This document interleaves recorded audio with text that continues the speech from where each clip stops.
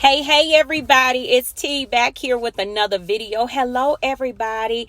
Listen, to all of our new family members and new subscribers, hello, welcome. And to my tribe and family at large, welcome back. Thank you all so much for coming back and watching another video. Y'all, let me tell you, Thursday nights. Listen, it goes down right here on the channel every Thursday night at 5 p.m. Pacific Standard Time. 5 p.m. Pacific Standard Time. It goes down right here on the channel, and I would love to see you here. Listen, y'all, this is where we come together as a tribe, a family, and we get that extra that we need to make it to the other side of healing and wholeness. I want to see you there and invite a few folks to come on out with you, okay? All right, so that's 5 p.m. Pacific Standard Time on Thursday nights. Every time we drop a video on the channel, the goal of the day is 2.1K. All right? Plus. If you rocks with your girl. If you rocks with your girl, hit that like button for me, okay? All right, y'all. I want to talk about this. Let's jump into the topic of this video. How do you, basically maintaining no contact and surviving the Hoover. You know, how can you maintain no contact and, during a Hoover? Surviving that. That's very hard. And that's a question that a lot of times people ask. It's a very popular question. And it's a very relevant question, especially given the type of abuse that we endured with the narcissist. And, truly your mind, your heart wants to reach out or wants to connect with this person, because in your mind, you're really thinking that, or you're hoping, let me just say it like that. You're hoping that maybe you somehow or another, you were just wrong about that person. Maybe it was just the fact that you caught this person at a bad time in their lives, and maybe they had a chance to think about it, and you want to see the good in them. You really do. You want to see the good in that person. You just don't want to believe that person was that horrible. Okay? These are the things that go through your mind. So let me help you. I want to help you. Excuse me. I want you to think about it like this, because the whole point and goal is to untie your soul from this person. You know what I'm saying? And I want y'all to hit that like button for me. Okay. The whole point and goal is to untie your soul from this person. And even though, as much as we would love to think that this person didn't mean to behave that way, they really didn't mean to do and say the things that they did, what is fact is that they did do it. Okay? That is a fact. They did do all of those things, and they said all of those things. And I often teach, especially in the Thursday night live streams, I teach about, your emotion. And I tell you all that emotion will take you to a place. Emotion will take you where logic cannot reach you. Okay. And that's a very real, that's 100%.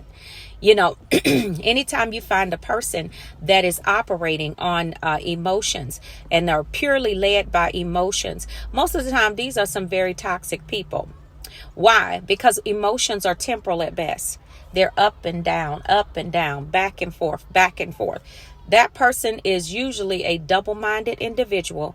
And what does the Bible say about a double-minded person? A double-minded man is unstable in all of his ways. And man is synonymous for woman too, when we're talking about the scripture and the text. So, when you're thinking about, when you get this Hoover, the first thing that happens, you're sitting there like petrified, just frozen, because all of the feelings and all of the everything starts to rush back in, and you're just like, oh my goodness, like what is happening right now? They all just start to flood you at once, and what that does, because remember, I said feelings, okay? I didn't say facts.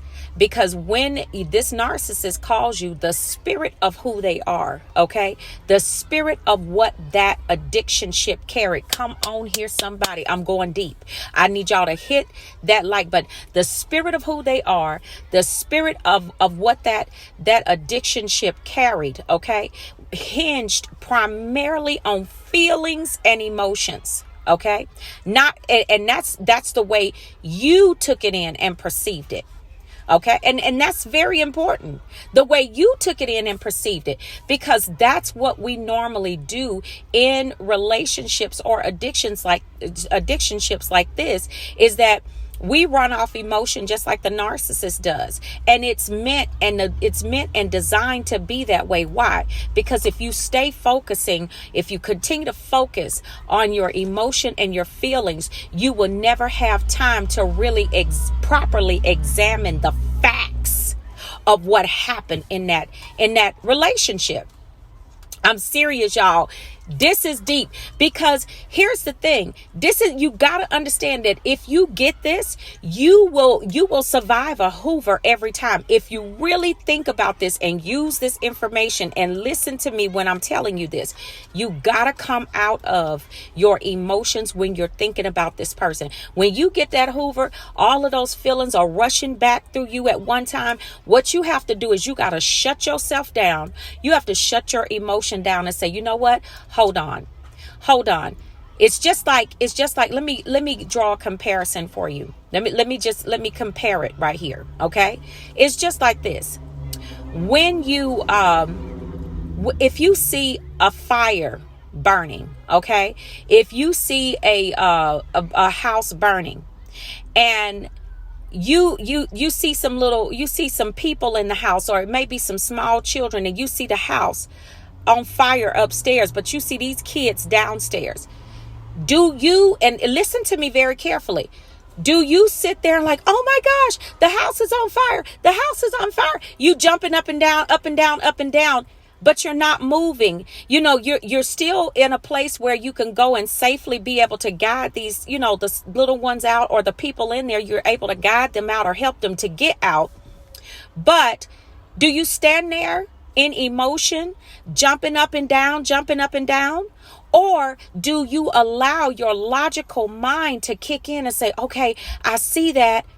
Okay, all right, I see what's happening. Okay, listen, I could go over here, go through the back door. You guys come, or do you make a plan to actually help them and get them out, because you can safely do so from the position that you're in? This is how you have to see the narcissist. You don't stand there jumping up and down because the fire is blazing. That's emotion. Your logical mind needs to be able to kick in if you can safely do this. And most of us would care enough to do it. Like, oh my goodness, let me help this person, But this is what I wanted to draw, that comparison, because I want you to understand that emotion is not fact. Feelings, they are not fact.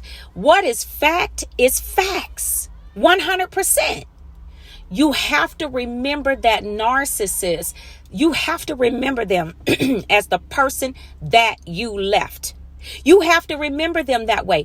This is a way that you will be, because if you do it this way, I promise you, I can almost promise you 99.9% of you will never answer a Hoover again.